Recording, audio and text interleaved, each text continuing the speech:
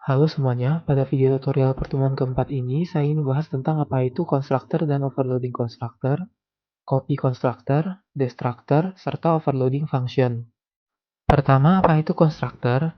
Constructor adalah fungsi atau metode khusus yang didefinisikan di dalam kelas dan akan secara otomatis dipanggil setiap kali terjadi pembuatan objek dari kelas tersebut.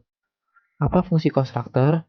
Constructor biasanya digunakan untuk melakukan inisialisasi nilai terhadap data-data yang terdapat pada kelas yang bersangkutan. Sebagai contoh, ada sebuah kelas bernama mahasiswa yang mempunyai variabel name, serta setter-getternya. Bagaimana cara membuat konstruktor untuk kelas mahasiswa? Pertama, konstruktor mempunyai nama yang sama dengan kelas dan tidak mempunyai return value. Sehingga untuk membuat konstruktor untuk kelas mahasiswa, kita cukup mengetik mahasiswa, buka kurung tutup kurung, dan buka kurung kurawal dan tutup kurung kurawal. Jika sudah, kita telah berhasil membuat default constructor untuk kelas mahasiswa. Untuk melihat kapan konstruktor dijalankan, pada konstruktor yang sudah dibuat, saya akan mencetak konstruktor dijalankan. Inline.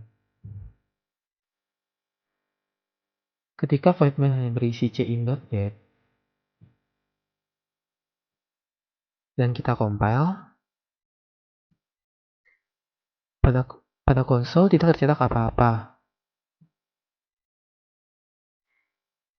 Tetapi jika kita membuat objek dari kelas mahasiswa, misalnya mahasiswa MHS, lalu saya compile kembali, pada konsol tercetak konstruktor dijalankan. Hal ini membuktikan bahwa konstruktor dijalankan ketika kita membuat objek dari kelas mahasiswa. Lalu, apakah kelas boleh memiliki lebih dari satu konstruktor? Kelas boleh memiliki lebih dari satu konstruktor sehingga ada istilah overloading konstruktor. Apa yang dimaksud dengan overloading? Overloading adalah metode dengan nama yang sama tetapi memiliki jumlah parameter yang berbeda. Atau metode dengan nama yang sama tetapi dengan parameter yang berbeda tipe datanya.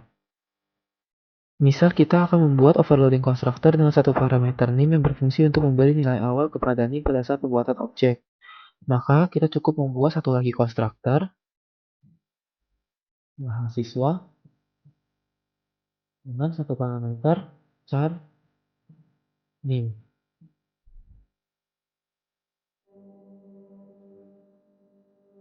Untuk melihat constructor mana yang dijalankan, saya cetak cout constructor dengan satu parameter dijalankan.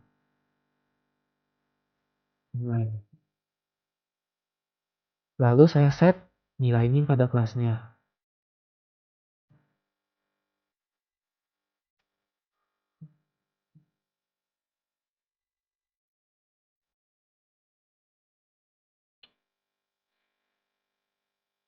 Lalu bagaimana cara menentukan konstruktor mana yang akan dipanggil?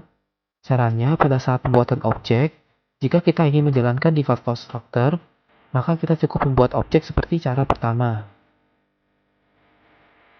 Tetapi jika kita ingin memanggil konstruktor dengan parameter, maka pada saat pembuatan objek, kita kasih parameter sesuai dengan konstruktor yang kita buat. Untuk kasus ini, kita kasih name-nya.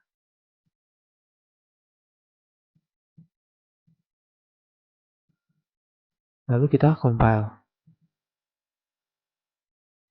Seperti yang bisa kalian lihat, konstruktor yang terpanggil adalah konstruktor dengan satu parameter. Jika sudah, kita akan lanjut ke topik kedua kita, yaitu copy constructor. Apa itu copy constructor? Copy constructor adalah konstruktor yang digunakan ketika kita ingin membuat objek dengan nilai variabel yang sama dengan objek yang sudah ada. Bagaimana cara membuat copy constructor? Untuk membuat copy constructor, maka kita harus membuat satu konstruktor lagi. Mahasiswa. Untuk copy constructor, parameternya konstan. Nama kelasnya untuk kasus ini mahasiswa. Dan nama objeknya misalnya MHS.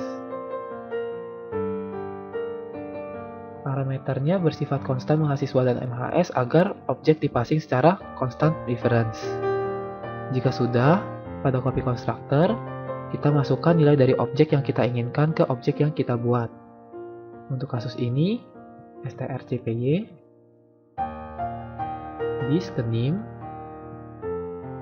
kita isi dengan MHS nim-nya.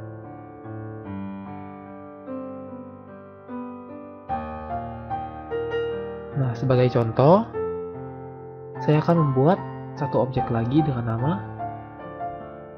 MHS2. Lalu saya akan mengambil nilai dari MHS. Jika sudah, saya cetak MHS2 dot getName. Jika sudah, saya compile. Nah, seperti yang bisa kalian lihat, NIM mahasiswa 2 sama dengan NIM mahasiswa 1. Jika sudah, maka kita akan lanjut ke topik ketiga kita, yaitu destructor.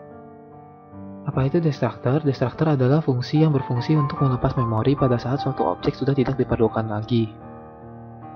Destructor tidak mengembalikan nilai dan tidak memiliki argumen. Lalu bagaimana cara untuk membuat destructor? Untuk membuat destructor sama seperti cara untuk membuat konstruktor, yaitu nama dari kelas sendiri, yaitu mahasiswa. Hanya saja pada depan mahasiswanya kita tambahin tanda gelombang.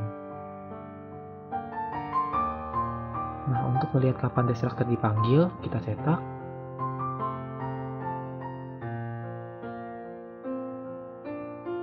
destructor dijalankan.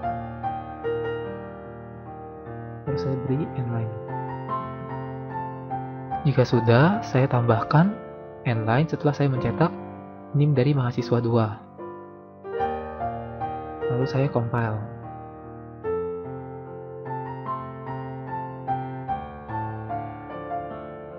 Untuk memperjelas, saya pindahkan cin.get-nya pada destructor-nya. Lalu saya jalankan. Seperti yang bisa kalian lihat, destructor dijalankan ketika objek tidak digunakan lagi, yaitu pada saat program berakhir. Jika sudah, kita akan membahas materi terakhir kita pada pertemuan ini, yaitu overloading function. Misalnya pada kelas mahasiswa, kita buat fungsi void belajar. Di dalamnya kita cetak mahasiswa belajar. Lalu saya cetak endline. Untuk overloading function tidak jauh berbeda dengan overloading constructor. Misalnya pada fungsi kedua, saya beri nama lagi fungsi belajar. Hanya saja pada fungsi kedua ini saya terima integer nama belajar. Lalu di dalamnya saya cetak cout mahasiswa belajar, nama belajarnya, lalu saya kasih menit. Lalu saya cetak endline.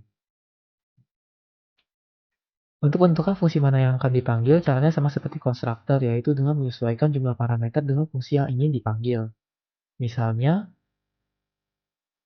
saya kasih MHS2 dot belajar tanpa parameter, maka fungsi yang akan terpanggil adalah fungsi pertama yang tidak menerima parameter, yaitu mahasiswa belajar. Tetapi, jika pada fungsi belajar ini saya beri parameter integer, yaitu 45 misalnya, lalu saya jalankan, maka fungsi yang terpanggil adalah fungsi kedua yang menerima satu parameter, yaitu mahasiswa belajar 45 menit. Jika sudah, sekian materi pertemuan hari ini. Terima kasih dan sampai jumpa.